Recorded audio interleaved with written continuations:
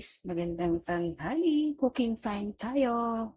Magluto tayo ng adobo chicken feet. My recipe.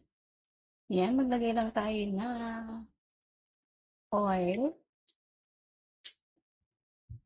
And then, ang ating bawang, sibuyas, at luya. Lagyan na natin.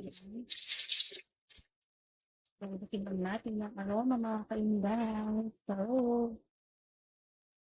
keep on watching. Sunog na yata yung ating bawang. Then, lagyan na natin na ng soy sauce. Dalawa mo yun. Na kasi, ano natin itlakan. Bakit sa umalat. So, lalagyan na natin ang ating chicken feet with toast.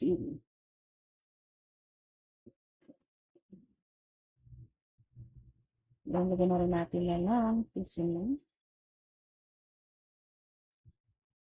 Natin yan, tapukulitan. So, lagyan mo natin para makombine yung asin ng ingredients. Para matuktok mo ang ating chicken feet. Cover muna natin yan. Palalambutan muna natin. Yan, di ba? Samputan na natin. Mawala na yung sauce. Pa natin siya lalagyan ng water. Siyempre, palalambutan natin yung magluto. Masarap din yung nalalasa niya yung sa buto niya. Yan. So, kulaan natin yan mga kainin. At masarap.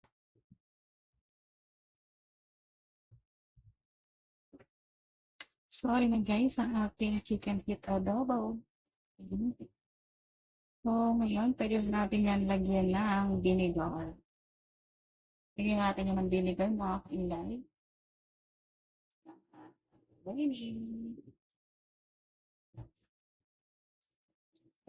Konting vinegar lang.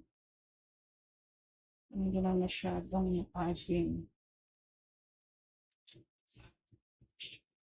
Yan. And then, cover muna natin para maluto yung ating suta.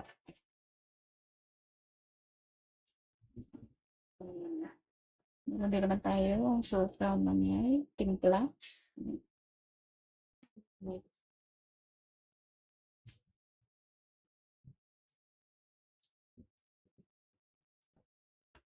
So, ayun na mga kainday ang ating, diba? It's so yummy pananghalian. Chicken feet adobo. Diba? Solve na naman ang ating planning, yung mga kainday, mga top training. So, yun. Kaya dito serve na yan. So, pwede na tayong kumain. Thank you for watching. Please follow, like, and share. Bye. Love you. Kain na tayo.